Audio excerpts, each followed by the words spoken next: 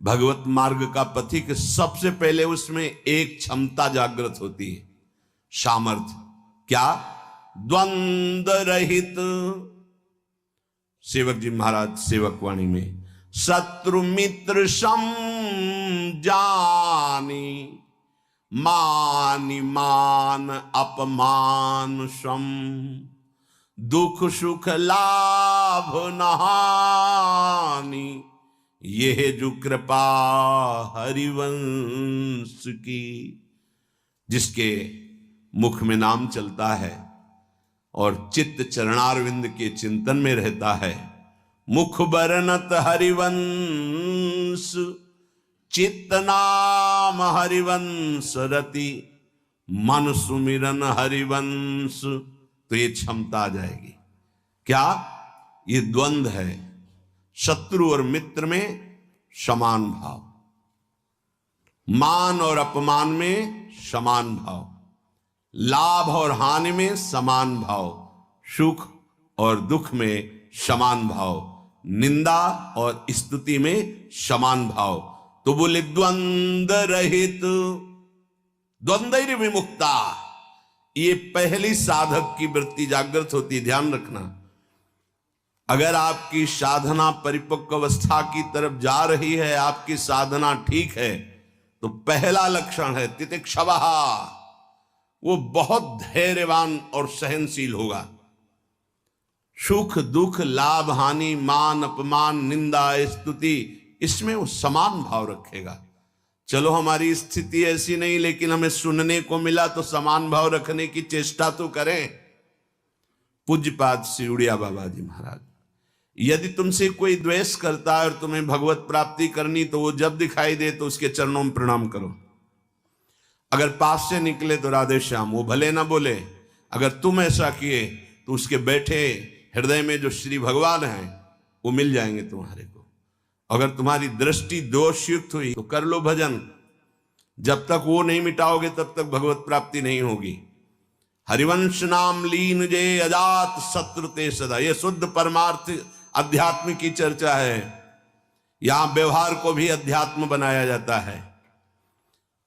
प्रयत्न करो सहने का, मिटाने का। क्या गाली दे रहा है कोई, श्रवणेंद्रिय ने सुना, मन में जाके दाह पैदा हुई, ही नहीं, मेरे भगवान अपने समीप मुझे ऊंचाई देना चाहते हैं, प्रेम की ऊंचाई, ज्ञान की ऊंचाई, इसलिए ये कटु वचन बुलवा रहे हैं, मुझे सहन करना है। राधा राधा राधा, आगे निकल गए। जो सुख दुख मान अपमान लाभ हानि आदि द्वंद्वों को सह जाता है, देख लो, यहां लड़ना नहीं है, भक्ति सहना सिखाती। बोले कब तक सहेंगे? जब तक भगवान ना मिल जाए। बोले वो तो बहुत ही दुष्ट हो जाएगा, अगर हर बार सहेंगे तो अगली बार और बढ़ के आएगा। कदापि नहीं। जो अपराध भक्त कर करे राम रोष पावक सो जरे, तुम सहो आग उधर लग जाएगी। उमा क्षमा सापौते भारी, अपने कर्म जाय अपकारी। तुम अपने को बचाओ, मालिक देख रहा है, वो ऐसा हिसाब करेगा। एक नवयुवक था जिसकी देखो हंसी उड़ाता था, बहुत परेशान करता था। एक भगत जी निकले उनके छेद, तो दाढ़ी मुच्छ को लेकर बहुत उपहास किया। 2 रुपए निकाले, दिए। उसको लगा पीछे आ रहे थे आर्मी के, फिर उनका उपहास गिरा के 10-5 ला तो थप्पड़ मारे ना। वो जो 2 रुपए दिए थे ना, हिसाब हो गया। अब दोबारा उस गली में नहीं खड़ा हुआ वो। राम रोष पावक सोजरी, तुम जाओ झुक के। वो आ रहा है झुकाने वाला, किसी रूप में रौंद के रख देगा उसको, क्योंकि उसका स्वभाव ऐसी जगह हाथ डालेगा जहां हाथ जल जाएगा।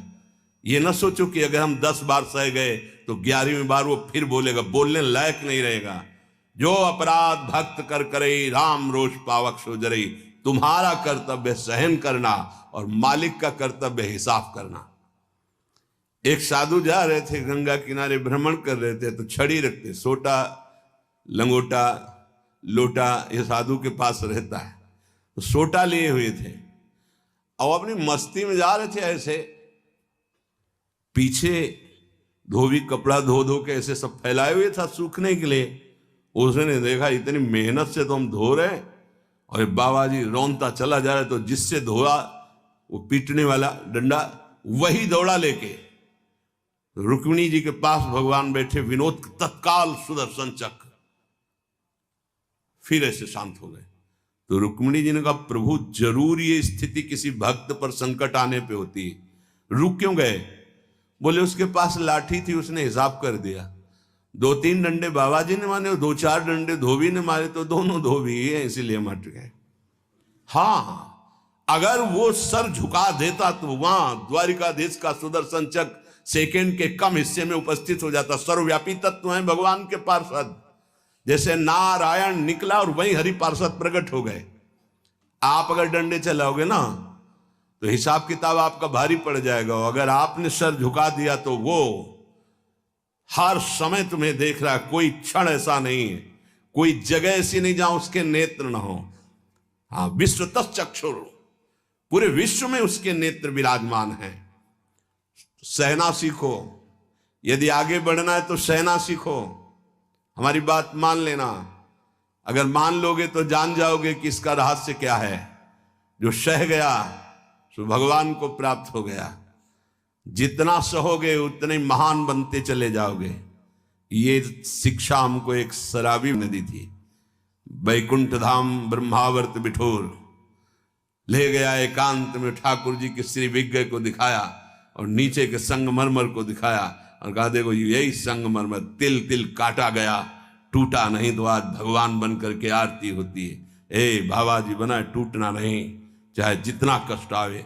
सहनशीलता, सहनशील, आशय, उदार, धीरज सहित विवेकी, विवेकवान, धैर्यवान, सहनशील महात्मा होता है, चाहे गृहस्थ हो या विरक्त हो, भगवत मार्ग का पथिक। ये नाना प्रकार की कुचेष्टाएं करने पर दुखी या व्यथित होकर कुचेष्टा नहीं कर बैठता है। द्वंद्व रहित। आगे गतमान, ये जो अभिमान और ममता सर्वनाश कर देती है, भगवत मार्ग का उपासक उस अभिमान का सर्वनाश कर देता है। नहीं, किसी भी बात का अभिमान नहीं। सच्ची कहते हैं, जिस क्षण प्रभु बुलवाना ना चाहे तो एक शब्द भी नहीं आता हृदय में। कई बार हृदय से एकदम आते शून्य, खाली। अब न कोई प्रश्न का उत्तर है, न कोई प्रश्न है, न कोई वार्ता है। वो दे रहे हैं तो हो रही है, और वो ना दे तो का बोलने की हिम्मत नहीं है। शब्द और शास्त्र ज्ञान और व्याख्या तो अलग जाने दो, वही बुलवा रहे, वही सत्य चेष्टा करा रहे। ये सतमार्ग पहाड़ पे चलना है, ये हमारे चढ़ने की योग्यता नहीं, पर वो वाचालम बना देते हैं। मूक को पंगु से पहाड़ चढ़ा देते हैं। सांप का छोटा बच्चा गरुड़ को पछाड़ दे, राम कृपा हो जाए, हाँ, तो लघु ब्याल गरुड़ को खा जाए, ऐसी सामर्थ्य पैदा कर दें भगवान। सब कुछ भगवान की सामर्थ्य से सत मार्ग का होता है, सब कुछ हमारे अहंकार से असत मार्ग का होता है। अहंकार त्यागी, सत मार्ग का अनुरागी। अहंकार युक्त तो कहेगा जरूर भगवान की सामर्थ्य से हो रहा है, पर अहंकार वासनाओं का खेल खिला के पाप करेगा। तो कह रहे गतमान, ये भगवान को अधीन करने वाली आगे बात कह रहे हैं कि सुख निदान भगवान तुम्हारे अधीन क्यों नहीं हो जाएंगे यदि ऐसा करोगे। पहला, मान अपमान, दुख सुख, लाभ हानि में समान भाव।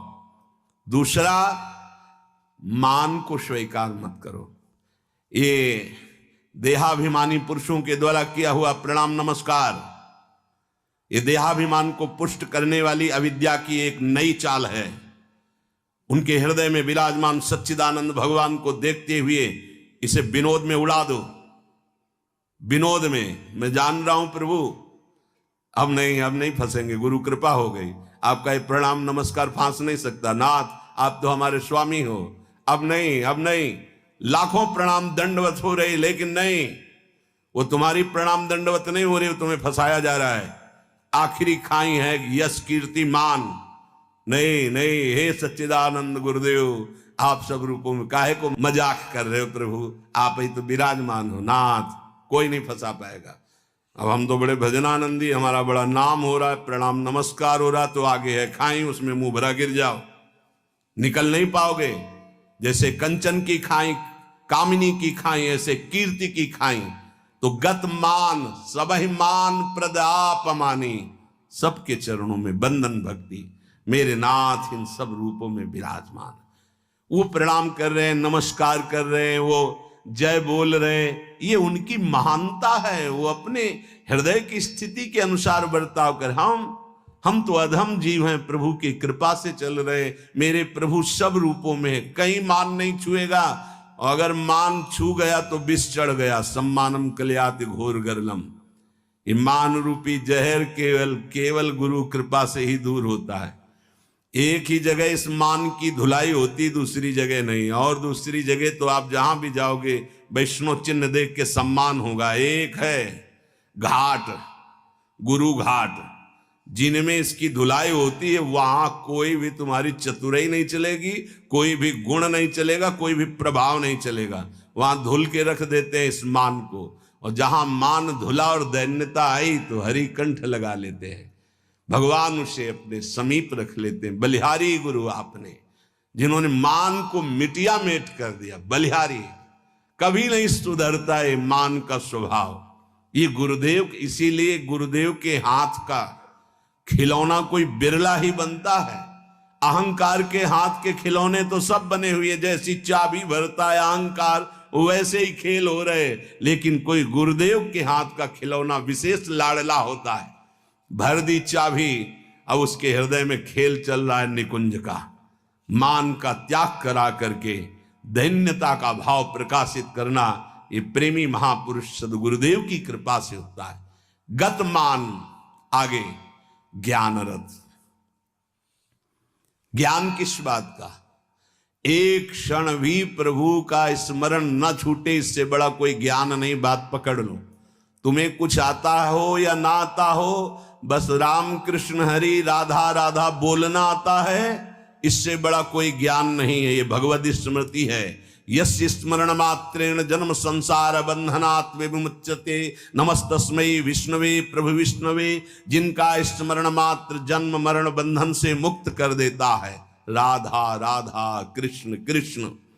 ज्ञान रथ, जब आप नाम जप करेंगे तो स्वाभाविक, सच्ची मानिएगा, इस शरीर से प्यार खत्म हो जाता है। ये बहुत व्यवस्थित भगवान की कृपा से चलता है, पर इससे राग नहीं रहता।